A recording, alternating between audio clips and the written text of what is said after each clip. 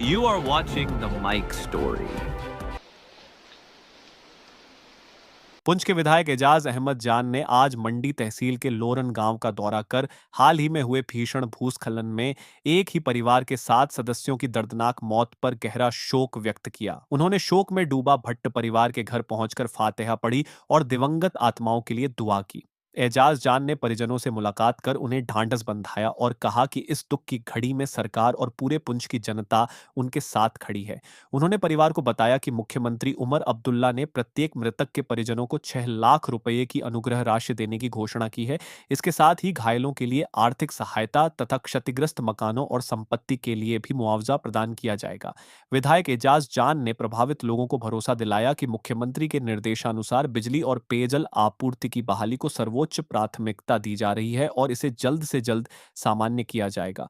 उन्होंने आश्वासन दिया कि हालात पूरी तरह सामान्य होने तक सरकार हर संभव सहायता उपलब्ध कराती रहेगी।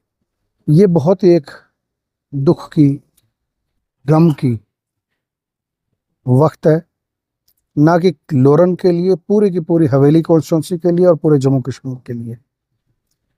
जंतर मंतर दिल्ली के अंदर जब हमारा प्रोटेस्ट वहाँ चल रहा था, उस वक्त हमारे पास ये खबर आई और उसी वक्त मैंने ऑनरेबल चीफ मिनिस्टर जनाब उमर अब्दुल्ला साहब से बात की वहाँ पे, और उन्होंने उसी वक्त हिदायत तमाम डिपार्टमेंट के ऑफिसर्स को दे दी कि मौके पे आप जाके देखिए क्या है, किस तरीके से रिलीफ का जो है वहाँ पे हो सके।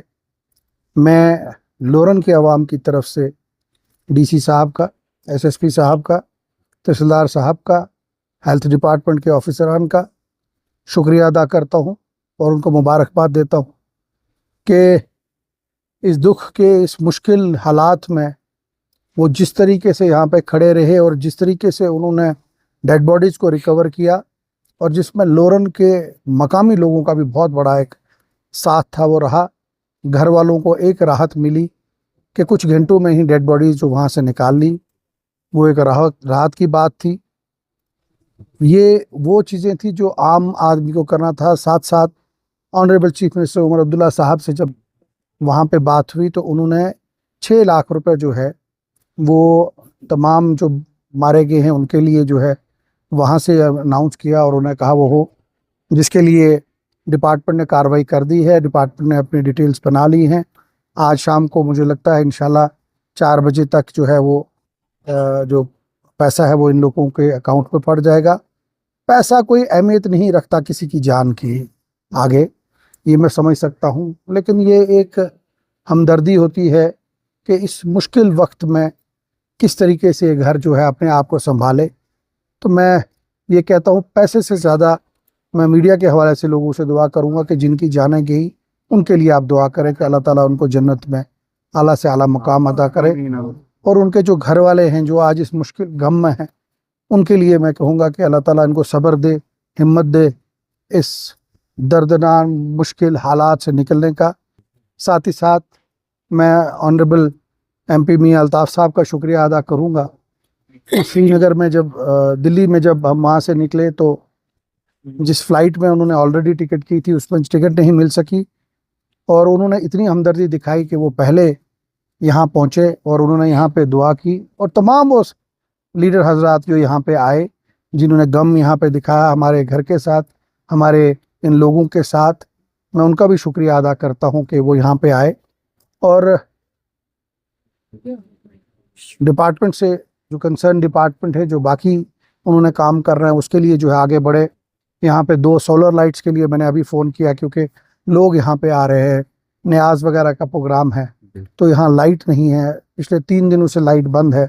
अंत में विधायक ने लोगों से अपील की कि खराब मौसम के दौरान सतर्क रहें, प्रशासन के दिशा निर्देशों का पालन करें और किसी भी आपात स्थिति की तुरंत सूचना दें ताकि समय पर राहत और सहायता पहुंचाई जा सके। The mic story. इसको हमें देखना पड़ेगा, क्योंकि लाइट से पानी बंद हो गया है। आज पुंछ के शहर में पानी नहीं है। जहाँ जहाँ लिफ्ट स्कीमें गाँव में थी वो सारी बैठ गई हैं। पानी की सप्लाई लाइन जो है वो टूट गई है। तो हमें सोचना पड़ेगा क्या वजह है कि क्यों ये वजह से डिले पे डिले हो रहा है। और कुछ ना कुछ मैं समझता हूँ आने वाली मीटिंग जो कश्मीर के अंदर होगी, ऑनरेबल चीफ मिनिस्टर साहब से भी मैं ये बात करूँगा कि कुछ ना कुछ कदम ऐसे हटाए किए जाए कि कोई यहाँ पे रिस्टोरेशन का जो काम है जल्द से जल्द हो, और इसमें और तेजी लाने की ज़रूरत है और इसको बेहतर बनाने की ज़रूरत है। काम डिपार्टमेंट कर रहा है, लेकिन और इसको कैसे बनाया जाए कि जल्दी, आज वो हिंदुस्तान नहीं है, 2026 का हिंदुस्तान है। और 2026 के हिंदुस्तान में और जिस रियासत की क़यादत ऑनरेबल चीफ मिनिस्टर साहब कर रहे हो, वहाँ पे लाइट 4 दिन तक रिस्टोर ना होना पाने, ये एक हमारे लिए दुख की बात है। लेकिन मैं समझता हूँ कि कुदरत का ये जो कहर है वो पड़ा, इस पे किसी का कंट्रोल नहीं है। सड़क पे, रास्ते पे, स्लाइड पे किसी का बस नहीं है, लेकिन दुआ हमें करनी है और कोशिश करनी है कि और बेहतर काम हो, अच्छे तरीके से यहाँ पे हो। मैं आखिर में फिर से डीसी साहब का शुक्रिया अदा करता हूँ कि जिन्होंने इमीडिएटली जो है यहाँ पे एक्शन किया, इमीडिएटली टीम यहाँ भेजी, एसएसपी साहब का, डीएसपी साहब का, यहाँ के मकामी एसएचओ साहब का, जिन्होंने वो डेड बॉडियाँ निकाली। मैं समझता हूँ सबसे बड़ा बेहतरीन काम जो है उन्होंने किया।